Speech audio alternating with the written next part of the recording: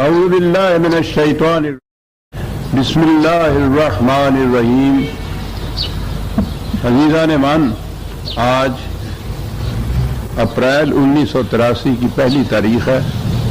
سورہ الحدید شروع ہوئی بسم اللہ الرحمن الرحیم، اور اس کی پہلی آیت ہے بابا سبح للہ ما فی السماوات والارض.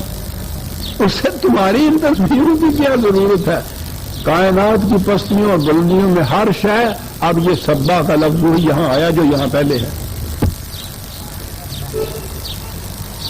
ترجمہ وہی صاحب تسبیح کرتی ہے. کہا صاحب یہ کائنات کی ہر شے تسبیح کرتی ہے. کہنے کہ ہاں وہ سب کرتی ہیں، لیکن تم ان کی تسبیح کو دیکھتے نہیں ہو. وہ باہر ہاتھ میں نہیں رکھتی وہ تسبیح. ہر شے تسبیح کرتی ہے، ہر شے تسبیح کرتی ہے. تم بھی تسبیح کیا کرو. وہ سارا نظام، سارا پروگرام، سارا اس لیے کہ تسبیح کیا کرو جناب. پھر وہ لاکھ لاکھ دانے کی تسبیح ڈھیر لگے ہوئے ہوتے ہیں، اس طرح سے تسبیح کیا کرو جناب.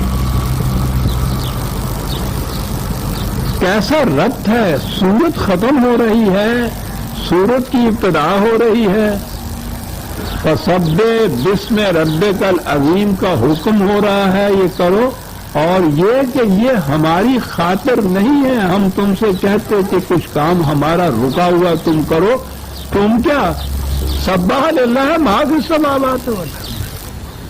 توجہ دلائی اس طرف کہ خارجی کائنات جو محسوس پیکر میں تمہارے سامنے آئی ہے، وہ دیکھو تو صحیح کہ وہاں لا قانونیت ہے یا کسی قانون کے تابع ہے. وہ مصروف گردش ہے. آپ کو معلوم ہے، آپ تو ان الفاظ کے معانی آپ کے سامنے مدتوں سے آ رہے ہیں. 25 برس سے یہ درس بھی ہو رہا ہے. تو سبح کے معنی ہوتے ہیں کہ کسی مقصد کے حصول کے لیے پوری کوشش کر دینا. وہ محسوس طور پر جو سمجھانے کے لیے عربوں کے ہاں استعمال ہوتا تھا، وہ گھوڑا جو پورے پاؤں اس طرح سے اٹھا کے چلتا ہے، انتہائی رفتار تیز ہوتی ہے، اس کو سبح کہتے ہیں. تیرنے والا جب وہ پورا ہاتھ اس طرح سے کرتے تیرتا ہے، اس تیراکی کا نام سبح تسبیح ہوتا ہے. کہ یہ جو کہا گیا ہے تمہیں ربک العظیم، ربوبیت عظما جو ہے، انسانیت عالمگیر انسانیت کی ربوبیت کا نظام، اس کے قائم کرنے کے لیے انتہائی کوشش کرو. ہمارے قوانین کے تابع اس نظام کو قائم کرو، اور پھر دیکھو نتیجہ اس کا. دیکھتے نہیں خارجی کائنات کس حسن و خوبی سے اس کا نظام چل رہا ہے. ہر شے اپنے اپنے وقت کے اوپر جو بھی قانون اس کے لیے مقرر ہے اس کی فرما برداری میں سرگرداں پھر رہی ہے، اور نتائج کتنے خوشنما نکلتے چلے جا رہے ہیں. ہر شے کا نتیجہ برآمد ہوتا ہے اس قانون کے مطابق جو ہم نے مقرر کیا ہے. کیوں ہوتا ہے؟ کیونکہ وہ اس قانون کی اطاعت کر رہی ہوتی ہے. کائنات کی ہر شے مصروف گردش ہے اس پروگرام کی تکمیل کے لیے جو خدا نے اس کے لیے مقرر کیا ہے. تو ایک پروگرام تمہارے لیے بھی مقرر کیا ہے، تم بھی وہ کرو. اسی انداز سے یہ تمہاری زندگی، تمہارا معاشرہ ہو جائے گا جس حسن و خوبی سے یہ خارجی کائنات چل رہی ہے. سب اب دیکھ رہے ہیں کہ یہ تسبیح کے معنی کیا ہو گئے. اور ایک آیت کے آخری آیت اور دوسری آیت سورت، ایک سورت کی آخری آیت اور دوسری کی ابتدائی آیت، وہاں سے ہی وہ لنک ملتا ہوا چلا گیا. سبح للہ ما فی السماوات والارض وہو العزیز الحکیم. کیا بات ہے صاحب.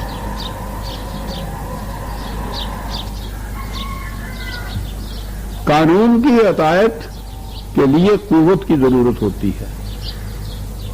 یہ جو سارا کچھ اس طرح سے چل رہا ہے، اس کے پیچھے قوت نافذہ ہے خدا کی کہ جو اس طرح سے چلا رہی ہے. اور ہم تو زمین اور یہ سورج کو دیکھ کے ہی محو حیرت رہ جاتے ہیں کہ زمین اتنا بڑا کرہ، سورج اس سے 13 لاکھ گنا بڑا. وہ ماہر فلکیات سے پوچھئے، وہ کہتے ہیں کہ کائنات کے ریگستان میں یہ تو ذروں سے بھی کم ہے. لوگ اس کائنات میں جنہیں تم یہ کرے کہہ رہے ہو وہ سوال ہی نہیں کہ ان کا کوئی شمار کر سکے، کوئی ہیتا تصور میں بھی لا سکے کہ وہ کیا ہے۔ یہ جسے تم کہکشاں کہہ کے پکارتے ہو، یہ تو میں نے بتایا تھا نا کہ یہ شاعری ہے، اس کا اور کیا نام رکھتے ہمارے ہاں کے شاعر؟ کہکشاں۔ ریت کے اوپر سے گھاس کا ایک گٹھا کھینچ کے لے جائیے، جو نشان پیچھے بنتا ہے نا، انہوں نے کہا یہ اس قسم کا نشان ہے۔ کوئی کہا کھینچ کے لے گیا تو پیچھے نشان چھڑ گیا، کہکشاں، گھاس کو کھینچتے ہوئے چلے گئے۔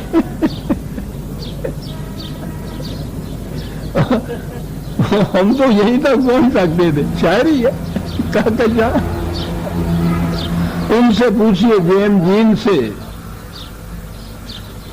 مسٹیریس یونیورس ہی کم از کم اس کی ایک ابتدائی کتاب ہے، وہی پڑھ لیجئے۔ پوچھئے نہیں دانتوں میں انگلی اٹھائے، آسمان کی طرف وہ دیکھ رہا ہے وہ شخص ہے۔ کہتا ہے نظم کائنات کی کیفیت یہ ہے کہ میں تمہیں سمجھانے کے لیے جب انگلی اٹھاتا ہوں تو کہکشاں کے ستارے تک اس کی حرکت پہنچتی ہے۔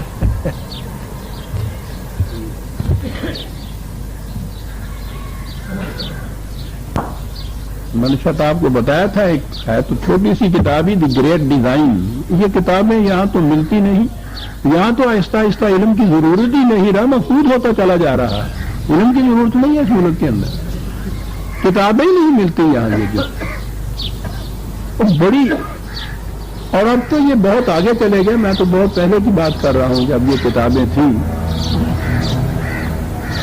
تو اس نے کیا یہ تھا، بلکہ ایک سوسائٹی تھی، اس نے یہ جتنے علوم ہیں خارجی کائنات کے مختلف، ان علوم کے جو اس دور کے ماہرین تھے، چوٹی کے اساتذہ، ان سے کہا تھا کہ ہمیں یہ بتائیے کہ جس شعبے میں تم تحقیق کر رہے ہو، تمہاری تحقیق کس نتیجے پہ پہنچ رہی ہے کہ یہ سارا کچھ یوں ہی الال ٹپ جسے ہم کہتے ہیں ہنگامی طور پر ایسے ہی ہو رہا ہے بائی چانس، یا اس کے پیچھے کوئی نظم ہے، کوئی آرڈر ہے، کوئی لا ہے، کوئی قانون ہے، تم کس نتیجے پہ پہنچے ہو؟ یہ ایک سوال انہوں نے کیا تھا کوئی 10-12 علوم کے بڑے بڑے اساتذہ سے جناب، اور ان کے جوابات اسی طرح سے شائع کر دیے تھے۔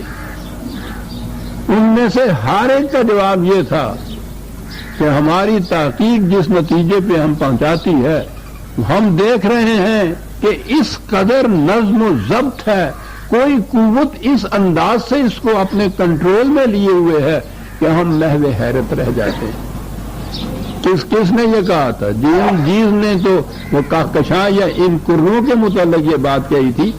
ایک بوٹنسٹ تھا، یہ درختوں کا اور سبزیوں کا ماہر جو تھا، اس نے ایک گرین لیف اس کا ہیڈنگ تھا جی، اس کے ٹاپک، اس کے مقالے کا، وہ کہتا تھا کہ یہ سبز پتا اس کی دھاریوں کے اندر جو کچھ ناچ رہا ہے، میں ساری عمر اس پہ تحقیق کر کے تھک گیا ہوں، انتہا نہیں ہو رہی صاحب۔ ایک سبز پتے کے اندر کیا ہو رہا ہے؟ سبح للہ ما فی السماوات والارض۔ یہ کیوں ہو رہا ہے؟ کائنات کی ہر شے اس پروگرام کی تکمیل کے لیے سرگرداں ہے جو اس کے لیے مقرر کیا گیا ہے۔ پوچھئے ان سے یہ کیوں ایسا ہو رہا ہے؟ اس لیے کہ وَهُوَ الْعَزِيزُ الْحَكِيمُ، وہ صاحب غلبہ ہے، عزیز۔ یہ جسے ہم کہتے ہیں نا عزت، اس کے معنی اصل میں غلبہ اور اقتدار ہوتا ہے۔ عزیز ہے، وہ صاحب غلبہ ہے۔ اب صاحب غلبہ تو ہلاکو چنگیز اور فرعون و نمرود بھی ہوتے ہیں، اس کے ساتھ الحکیم بھی ہے۔ اس کا غلبہ دھاندلی کا غلبہ نہیں ہے، حکمت پر مبنی ہے، قانون پر مبنی ہے، ریشنلی ہر چیز کو کنٹرول کر رہا ہے، جسے آپ کہتے ہیں غلبہ ہے، اور حکمت پر مبنی غلبہ ہے، جس کا نتیجہ یہ ہے کہ کائنات کی ہر شے اپنے مفوضہ پروگرام کی تکمیل میں سرگرداں ہے، انتہائی سرگرداں، اس لیے کہ لہو ملک السماوات والارض، کائنات کی پستیوں بلندیوں میں اقتدار اور قدرت یہ اسی کا ہے۔ کسی اور کو یہ چیز حاصل نہیں ہے، اقتدار اسی کا ہے، ملک اسی کا ہے، انتہا تمہاری زندگی کی جو ہے یحیی و یمیت، زندگی اور موت تمہاری جو ہے وہ بھی اس کے ہاتھ میں ہے، اس کے قانون کے ہاتھ میں کہیں۔ جب بھی قرآن میں آپ یہ کہیں نا کہ خدا یہ کرتا ہے، خدا نے یہ کیا، تو اس کا ترجمہ کر دیا یوں کر دیا کیجیے کہ خدا کے قانون کے مطابق یہ ہوا، خدا کے قانون کے مطابق یہ ہوگا، بات بڑی صاف ہو جائے گی۔ جو ہی آپ نے یہ چیز نکالی اور یہ کہا کہ خدا رزق دیتا ہے، خدا بھوکا مارتا ہے، تو وہاں تو پھر بات بہت دور تک جا پہنچتی ہے۔ وہاں تو آپ کے ہر خطبے میں، اور جمعے کا ہی خطبہ نہیں ہے وہ، آپ کے ہاں تو نکاح کے خطبے میں بھی، اور ہر مقام کے اوپر وہ جو خطبے کے پہلے سے وہ پڑھتے ہیں اس میں یہ نہیں یاد اللہ ہو تعبد اللہ لہو ومن یضللہ فلا ہادی لہ، ترجمہ ان کا دیکھیے کہ جس کو خدا گمراہ کر دے اس کو کوئی راہ راست پہ نہیں لا سکتا، وہ خدا گمراہ بھی کیا کرتا ہے معاذ اللہ۔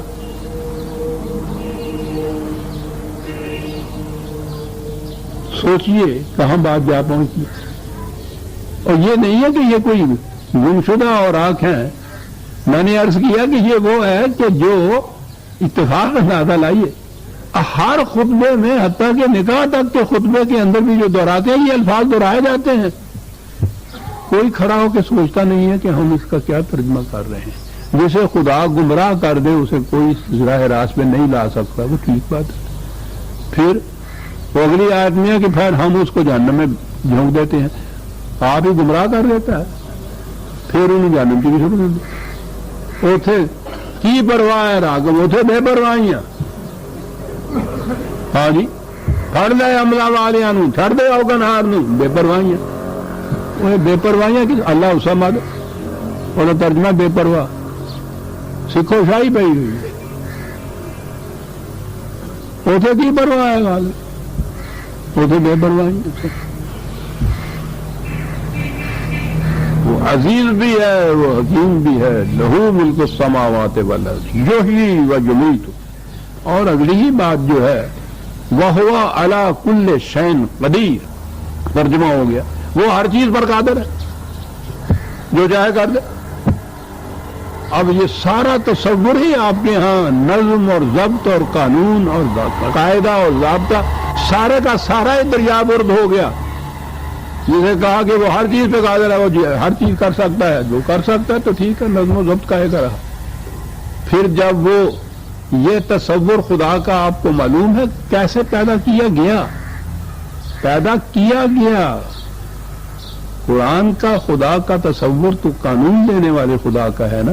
جب ملوکیت آپ کے ہاں آئی اور ان کے ہاں کیفیت یہ ہوئی کہ بادشاہ کا حکم آرڈیننس کی طریقے سے جاری ہوگا، اس میں کسی قاعدے قانون کی ضرورت نہیں ہے صاحب، جب وہ یہ یہاں ہوا تو پھر یہ ہوا کہ صاحب اس قسم کی بادشاہت، اس قسم کا اقتدار، ایسی حکومت یہ کس طرح سے جائز ہو سکتی ہے؟ تو کہا کہ السلطان ذل اللہ علی الارض، بادشاہ زمین پر خدا کا سایہ ہے۔ خدا اس قسم کا ہے نا تمہارا کہ جو جی میں آئے حکم دے دے، جو جی میں آئے کر دے، کوئی مجال نہیں کسی کی اس کے ساتھ تعبیر کرے، ہے نا ایسا خدا؟ کہ جی ہاں، تو جو ایسا خدا ہے اس کا سایہ بھی اسی قسم کا ہے۔ ابھی تو وہ کچھ کر دیں جو کوئی تھوڑا رب کر دے۔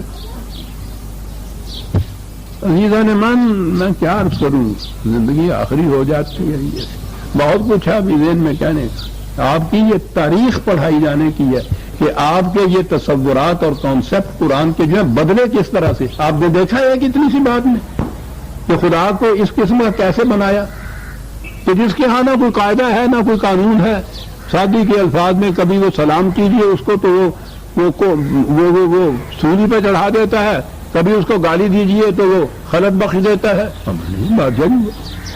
جو چاہے کرے، جو چاہے کرے والا تصور خدا کا دیا اس زمانے میں۔ جب یہ نیچے یہ آئے، ملوکیت آئی، سلاطین آئے، شہنشاہ آئے کہ جو حکم جی چاہے وہ دے، اس کو ماننا ہوگا، اور سند اس کی یہ ہے کہ ہم خدا کے سائے ہیں، جیسا وہ ہے ویسے ہم ہیں نیچے۔ اور کہاں سے بات؟ وَهُوَ عَلَىٰ كُلِّ شَيْءٍ قَدِيرٌ، یہ دیکھا ہی نہیں ہے. میں یہ تو نہیں عرض کر سکتا کہ دیکھا نہیں ہے، کیوں نہیں دیکھا ہوگا. عربی مبین میں قرآن یہ ہے، یہ قدرہ کے معنی ہی ہے، پیمانے مقرر کرنا، اندازے مقرر کرنا، اسی کو تو قانون کہتے ہیں. قانون کا تو لفظ نہیں ہے عربی زبان ہے قرآن میں آئے، اس کے لیے پیمانے اور ضابطے اور میجرمنٹ بھی تھا. اور پھر قدیر کا تو جو باب ہے اس کے معنی یہ ہے کہ کسی ایک وقت کے اندر نہیں وہ پیمانہ، بلکہ مستقل طور پر اس کا انداز یہ ہے خدا کا کہ ہر شے پیمانے، اندازے اور قانون کے مطابق کرتا ہے. یہ انفرادیت تھی قرآن کی کہ اس نے خدا کا یہ تصور دیا. اور میں پھر بار بار کہا کرتا ہوں کہ اگر صرف خدا کا صحیح تصور قرآن کی روح سے متعین کر لیا جائے، سارا اسلام سمجھ میں آ سکتا ہے، سارا نظام سمجھ میں آ جاتا ہے. لیکن تیرے دماغ میں بت خانہ ہو تو کیا کہیے؟ دماغوں میں بت خانے مذہبی پیشوائیت نے پیدا کیے اور عملی طور پر ملوکیت ادھر آنے نہیں دیتی کہ یہ کہا جائے کہ ہر چیز قاعدے اور قانون کے مطابق ہونی چاہیے. وَهُوَ عَلَى كُلِّ شَيْءٍ قَدِيرٌ، جو چاہے وہ کرے. وَهُوَ مُلْكُ السَّمَاوَاتِ وَالْأَرْضِ، کائنات کی پستی اور بندی میں بادشاہ تو اسی کی ہے، اور وہ جو جی چاہے کرے. تو کوئی اس انداز کا بادشاہ ہوا نا. عَلَى كُلِّ شَيْءٍ قَدِيرٌ، اس نے ہر بات کے لیے پیمانے اور نظریے مقرر کر رکھے ہوئے ہیں. اور قدیر کا تو باب بتا رہا ہے کہ یہ مسلسل تفعیل کے وزن کے اوپر ہے. ایسا ہوتا چلا آ رہا ہے، ایسا ہوتا چلا جائے گا. اور یہ ہے وہ قوانین جن کے اتباع میں سرگرم عمل ہے کائنات کی ہر شے. کہا جب خارجی کائنات میں اس کے قوانین یوں عمل پیرا ہیں تو تم اپنی انسانی دنیا کے اندر یہ کیوں نہیں کرتے؟ فرق صرف یہی ہے کہ انہیں ہم نے مجبور پیدا کیا ہے، ان کے اپنے اختیار میں نہیں ہے کہ وہ اس قانون کے مطابق چلیں یا اس کی خلاف ورزی کریں. انسانی زندگی میں ہم نے تمہیں صاحب اختیار کیا ہے کہ چاہے اس کے مطابق چلو، چاہے اس کے خلاف چلو. یہ ایک چیز ہے جو ہم نے تمہیں دی تھی، بڑی شرف اور عزت کا باعث تھی صاحب اختیار بنا دینا. یہ تو خدا نے اپنی ایک عظیم صفت کا وہ شائبہ تھا جو انسان کو دیا ہے، اس کو فخر کرنا چاہیے. لیکن وہ اس طرح سے مس یوز کر رہا ہے اس کو، اسی اختیار و ارادے کو.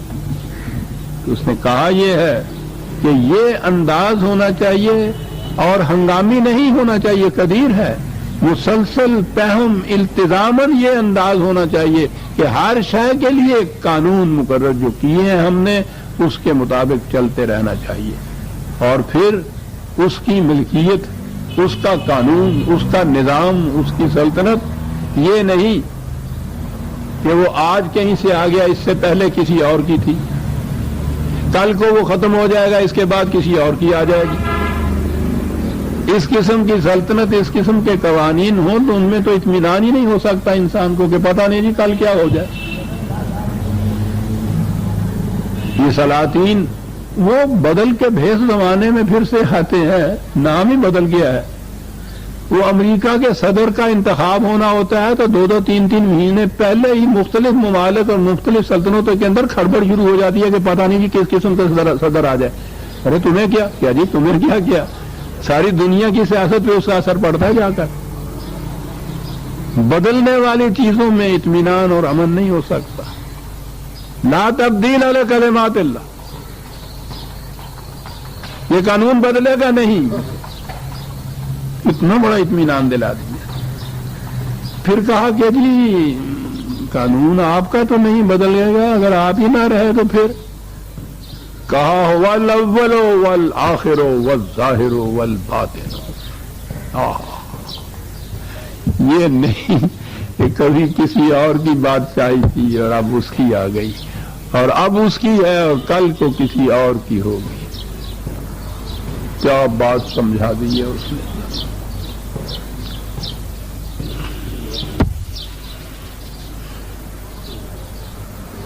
پھر یہ بھی نہیں ہے کہ صاحب یہ ظاہرہ جو کوئی دیکھا جاتا ہے اس کے اوپر تو مری کائنات جو ہے، محسوس دنیا جو ہے، اس کے اندر تو یہ اس کی کار فرمائی، اس کے قانون کی یا غلبہ ہے، لیکن یہ وہ دنیا جو نظر نہیں آتی، یہ اخلاق کی دنیا کی مشکل یہی ہے کہ نظر نہیں آتی. جھوٹ بولتا ہے آدمی تو اس کی زبان کالی نہیں ہوتی، وہ تو بچے کو ہم یوں ہی ڈرا دیتے ہیں. یہ ظاہر نہیں ہے، یہ ہوتا تو پھر تو بات ہی کچھ اور ہوتی. پھر یہ انسان کا اختیار کچھ معنی نہ رکھتا، پھر تو مجبوراً یہ سچ بولتا نا، نہیں تو دنیا دیکھ لے کہ زبان کالی ہو گئی. ہوتی ہے وہ کالی، یوں نظر نہیں آتی، رنگ نہیں بدلتا اس کا، کچھ اور بدلتا ہے. یہ جو کچھ ظاہر ہو جاتا ہے قانون کے مطابقت یا خلاف ورزی سے، کہتا ہے یہ بھی تمہارے سامنے ہے. وہ چیزیں جو یوں سامنے نہیں آتی لیکن کار فرما اندر ہی اندر رہتی ہیں، وہ بھی سارے اس کے قانون کے مطابق ہیں. اول آخر ہے وہ الظاہر والباطن. جو چیز محسوس طور پر تمہارے سامنے آتی ہے اس میں بھی اسی کا قانون کار فرما ہے. جو چیزیں یوں سامنے نہیں آتی لیکن نتیجہ خیز ہوتی ہیں اس میں بھی اسی کا ہی قانون کار فرما ہے. انسان کی دنیا اخلاقیات جو ہے وہ غیر محسوس ہے. اسی کے جسم کے متعلق جو قوانین ہیں وہ محسوس ہیں، یہ وہ ظاہر والی بات ہے. لیکن یہ چار لفظ جو ہیں، بلکہ یہ دو لفظ والظاہر والباطن، وہ قرآن نے جو کہا ہے نا اس نے کہ یضل بہ کثیرا ویہدی بہ کثیرا، اسی قرآن سے بہت صحیح راستے کے اوپر چل نکلتے ہیں اور اسی سے پوچھو نہیں کتنی غلط راہیں اختیار کرتے ہیں. ان دو لفظوں نے آپ کے ہاں وہ قیامت برپا کی ہوئی ہے. والظاہر والباطن. بات دوسری طرف چلی جائے گی. تصوف کی بنیاد ہے وحدت وجود پر. یہ وحدت وجود کیا ہے؟ جدھر دیکھتا ہوں ادھر تو ہی تو ہے، رام بھی وہی ہے، رحیم بھی وہی ہے. یہ سب کچھ خدا ہی خدا ہے. تو بھی خدا ہے، میں بھی خدا ہوں، یہ بھی خدا ہے، وہ بھی خدا ہے، سب کچھ خدا ہے. ارے وہ جو سب سے پہلے جس نے اس کی بنیاد رکھی ہمارے ہاں، بات تو یہ لی ہے ہندو فلسفہ سے، ان کے ہاں ہے یہ ولایت کا. محی الدین ابن عربی شیخ اکبر جن کو کہتے ہیں تصوف میں سب سے بڑے جو ہیں، کبھی اٹھا کے پکڑ کے دیکھیے، حیرت ہوتی ہے کہ یہی نہیں ہے کہ وہ اس کو مسلمان مانتے ہیں، یعنی بلند ترین درجے کے اوپر منظر قرآن منظرہ برداشتم، قرآن کا مغز جس نے اٹھا لیا ہے. کیا کہتا ہے وہ؟ کہتا ہے فرعون کو یہ حق حاصل تھا وہ کہے انا ربکم الاعلی، کہ میں رب ہوں، اس لیے کہ رب اور فرعون جدا نہیں ہے.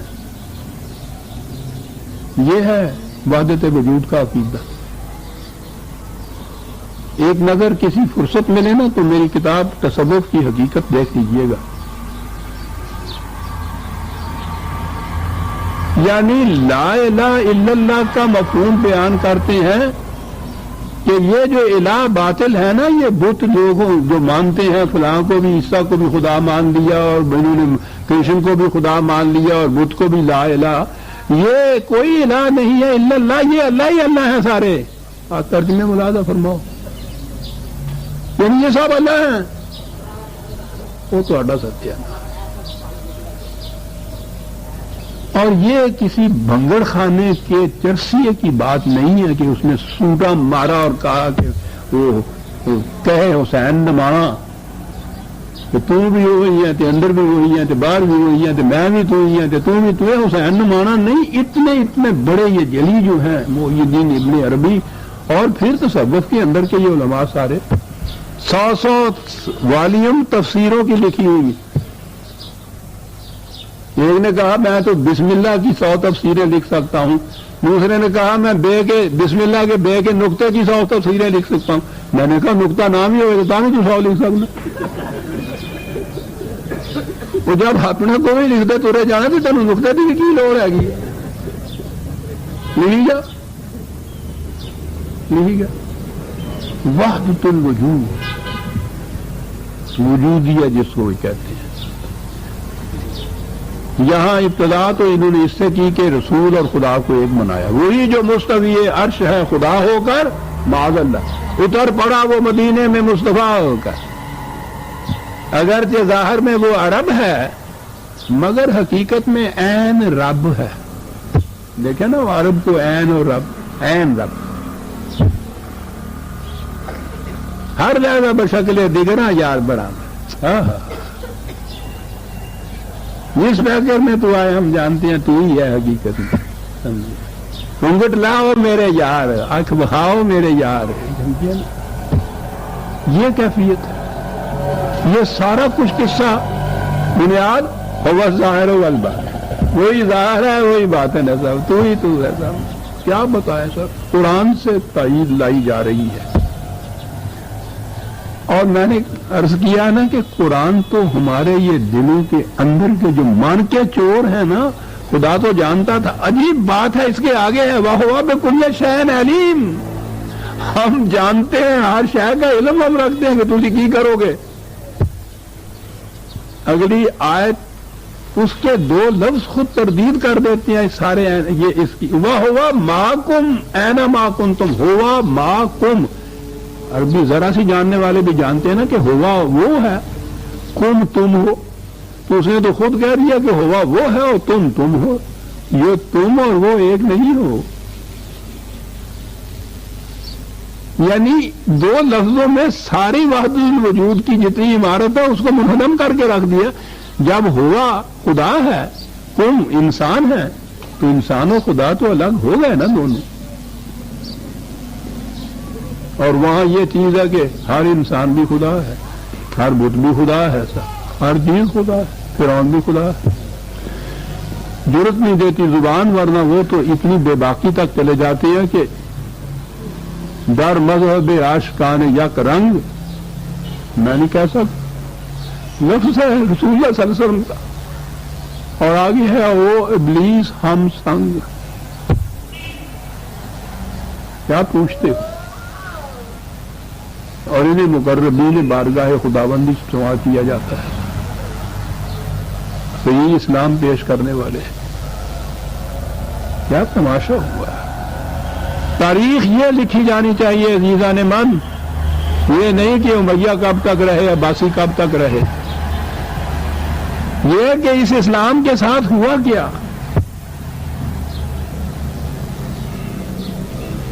وَهُوَ بِكُلِّ شَيْءٍ عَلِيمٌ هُوَ الَّذِي خَلَقَ السَّمَاوَاتِ وَالْأَرْضَ فِي سِتَّةِ أَيَّامٍ، اس نے دیکھیے کس طرح سے وہ اس باطل عقیدے کی ساتھ کے ساتھ تردید کرتا ہے۔ هُوَ الَّذِي خَلَقَ السَّمَاوَاتِ، وہ ہے جس نے پیدا کیا ہے اس ساری سماوات و ارض کو، وہ تو خالق ہوا، تو یہ جو کچھ ہے یہ وہی کیسے ہو گیا؟ لیکن ان کا کیا کہنے، خود کوزاؤ، خود کوزا کرو، خود گلے کوزا، کہا وہ خالق بنایا، کہنے لگے کوئی بات نہیں، آپے مٹی، آپے چک، آپے کمیار، خود کوزاؤ، خود کوزا کرو، خود گلے کوزا، خود رندو سبو کش، پھر اس میں پیالہ بنا، پیالے میں خود ہی شراب پینے والا، خود برسر یہاں کوزا خریدار برآمد، آپ ہی پھر اس کا خریدار بن کے آیا، بے شکست و روانش توڑ کے چلا گیا۔ کیا بات ہے، پوچھو نہیں پھر جناب جو بجد میں آتے ہیں حضرت صاحب، خود کوزا خود کوزا کرو، یعنی اس نے جو کہا ہے وہ اللہ کی خلق السماوات، وہ تخلیق، وہ عمل تخلیق تو کریٹر ایک چاہیے کریشن کے لیے، وہ کریٹر تو الگ ہوگا نا اپنی کریٹڈ سے۔ میں نے کہا اگلے لفظوں میں یہ تو خدا علیم جو اس نے اپنے آپ کو کہا، وجد آ جاتا ہے یہ چیزیں دیکھ کے عزیزان من، کہ زمانہ نزول قرآن میں یہ ابھی ہمارے ہاں عقائد نہیں تھے، یہ تو بہت بعد میں آئے ہیں، اس نے پہلے سے پیش بندی اس کی کر دی ہوئی ہے، وہ علیم ہے، وہ جانتا تھا کہ کیا کرے گا یہ محی الدین ابن عربی۔ والذی خلق السماوات والارض، ظاہر ہے کہ جو خالق اور تخلیق تو دو الگ الگ ہوتے ہیں، لیکن میں نے کہا نا کہ یہ ساری شاعری ہے عزیزان من، جو کچھ یہ لوگ پیش کرتے ہیں حقائق نہیں ہے، لطائف ہے، خود کوزا خود کوزا کرو خود بندے۔ خلق السما فی ستۃ ایام، مختلف سٹیجز کے اندر اس کو پیدا کیا. ثم استوى علی العرش، اور پھر آ گیا وہی ترجمہ کہ پیدا کرنے کے بعد پھر کیا ہوا ان کے یہاں کے ترجمے کہ پھر وہ آپ عرش کے اوپر جا کے بیٹھ گئے ویلا ہو کے.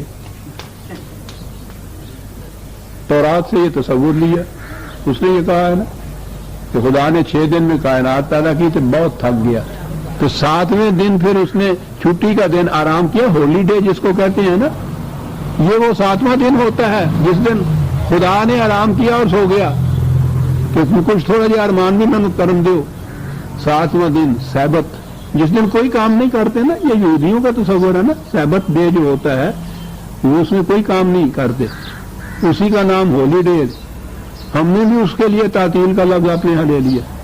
ہفتے میں ہم بھی ایک دن تعطیل مناتے ہیں، ذہن میں نہیں کہ یہ یہودیوں کی چیز ہے جو کچھ ہم کر رہے ہیں، اور وہ خدا کے تتبع میں کر رہے ہیں. وہ کہتے ہیں اس دن خدا بھی سویا تھا، ہم بھی سوئیں گے، صاحب کام نہیں کوئی کریں گے. آپ نے تعطیل کا تصور کیا؟ کام کرنے والی قوم میں تعطیل کا تصور کیا؟ کام کو معطل کر دینا تعطیل کے یہ معنی ہے. معطل کیا اور آپ گئے. سب سے بڑا ہولی ڈے آپ کے ہاں، یہ مقدس دن ہے نا ہولی ڈے، آپ بھی اس کو ہولی ڈے کہتے ہیں. آپ نے اگرچہ جب موڈ اس کے ساتھ لاتے ہیں تو پھر ہولی ہو، پھر وہ ہولی ہو جاتی ہے جی ہندوؤں کی ہوتی ہے. ہولی ڈے موڈ ہے. ہماری نئی نسل میں تو ہندوؤں کی ہولی بھی نہیں دیکھی ہوگی کیا ہوتی ہے کہ جو کسی کے جی میں آئے کرتا رہے دوسرے کے ساتھ. ہولی ڈے موڈ ہوتا ہے. ہولی ڈے مقدس دن. مقدس کا ہے کون سا دن جس میں کوئی کام کاج نہ کیا جائے؟ کیا بات ہے، ایسا نہیں کہوں گی. ثم استوى علی العرش، وہ پھر عرش کے اوپر جا کے بیٹھ گیا. پھر وہ وہاں بیٹھا ہے، وہ جا کے بیٹھا ہے تو پھر اترا نہیں.